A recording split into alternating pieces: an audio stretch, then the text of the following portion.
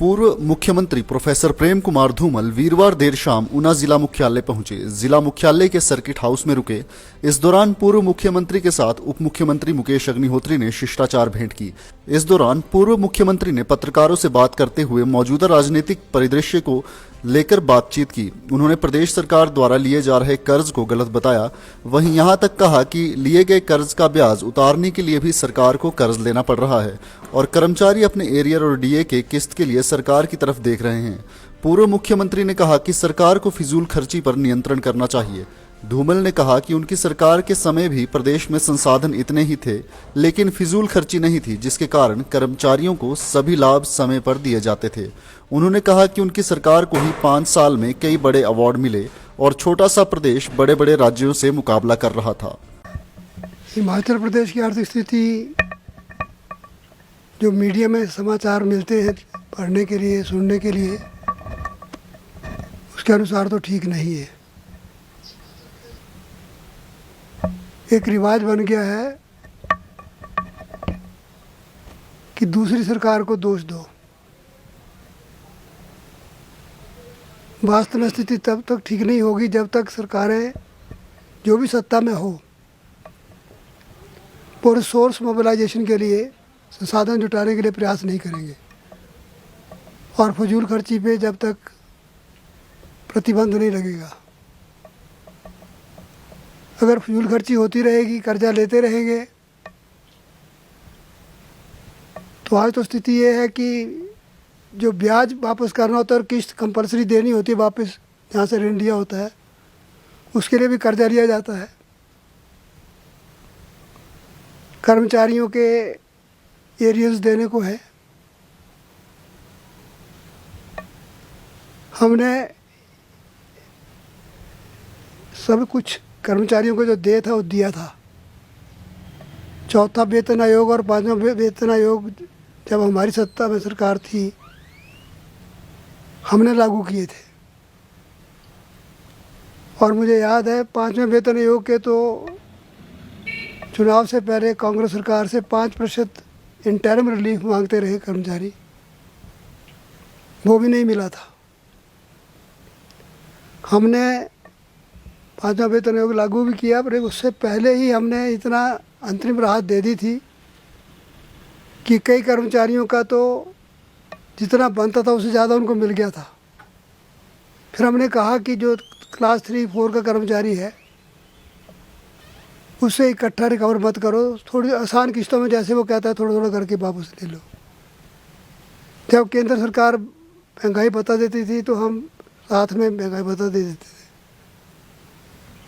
संसाधन तो वो ही थे, लेकिन फजूल खर्ची पे काबू डाला गया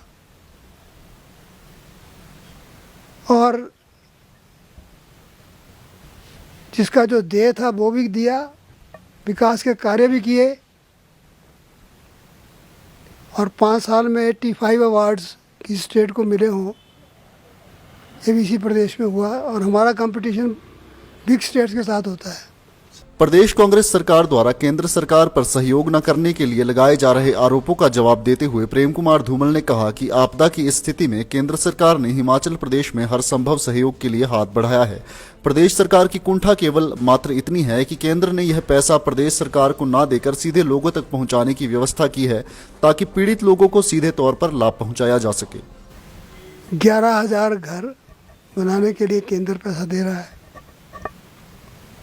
2700 करोड़ रुपया सड़कों के लिए दे दिया।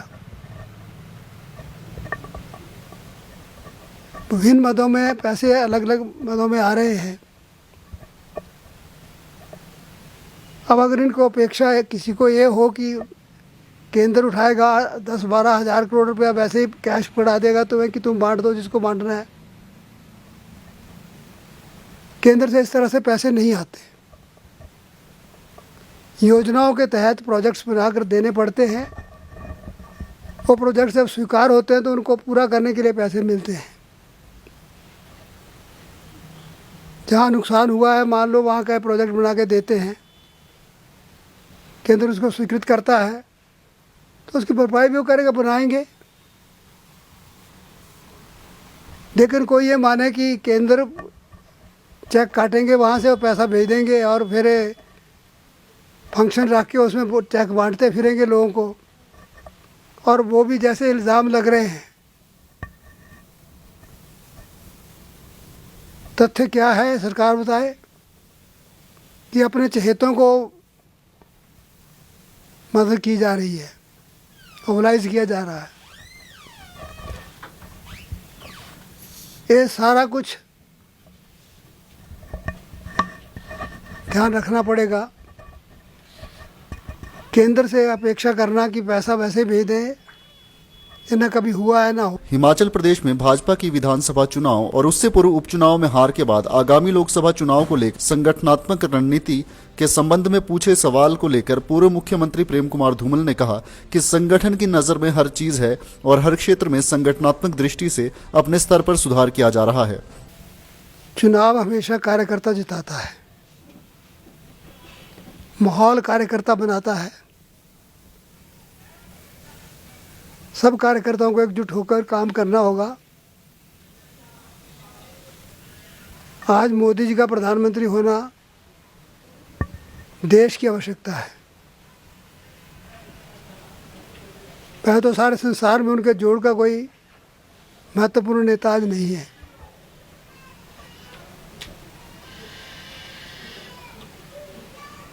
तो सब कार्यकर्ता लगेंगे और निश्चित तौर पर पिछली बार भी 0.9% का डिफरेंस था वोट जितना पड़ा है दोनों पार्टियों को।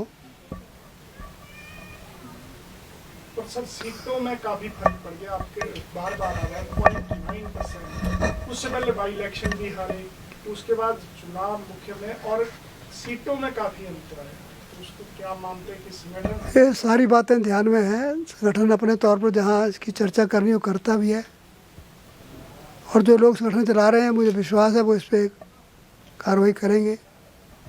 जो समुचित कदम उठाने होंगे उनको उठाएंगे भी। लाइव टाइम्स टीवी के लिए ऊना से अमित शर्मा की रिपोर्ट।